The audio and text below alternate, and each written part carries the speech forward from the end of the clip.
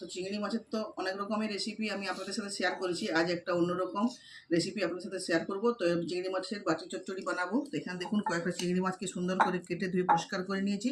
এর মধ্যে কিছু মশলা মাখিয়ে নেব। তো এর মধ্যে দিয়ে দিচ্ছি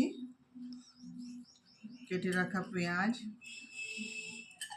কাঁচা লঙ্কা, টমেটো, কয়েকটা আলু,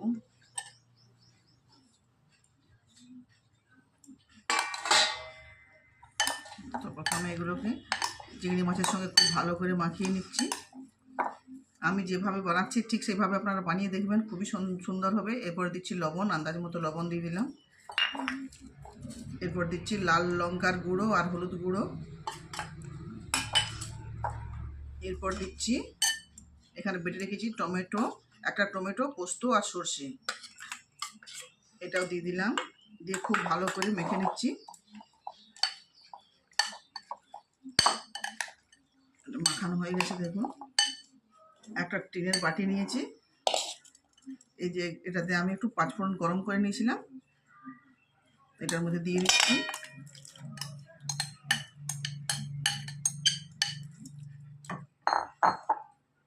এর মধ্যে দিচ্ছি সরষের তেল,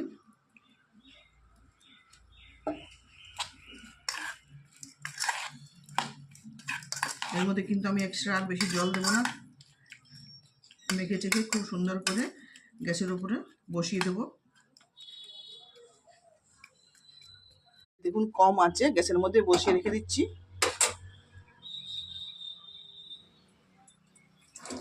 তো বাটি চচ্চড়ি কত সুন্দর হয়েছে দেখুন, চিংড়ির বাটি চচ্চড়ি কত সুন্দর কালার ছেড়েছে দেখুন।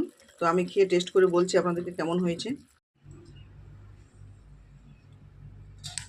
আমি আপনাদেরকে টেস্ট করে বলছি কত সুন্দর হয়েছে দেখুন। একটু গ্রেভিটা নিলাম, কি গরম,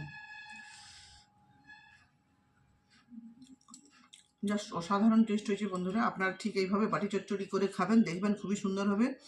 আর আপনাদের যদি আমার এই ভিডিও ভালো লেগে থাকে তো আপনারা অবশ্যই লাইক, কমেন্ট, শেয়ার করবেন আর আমার পাশে থাকবেন।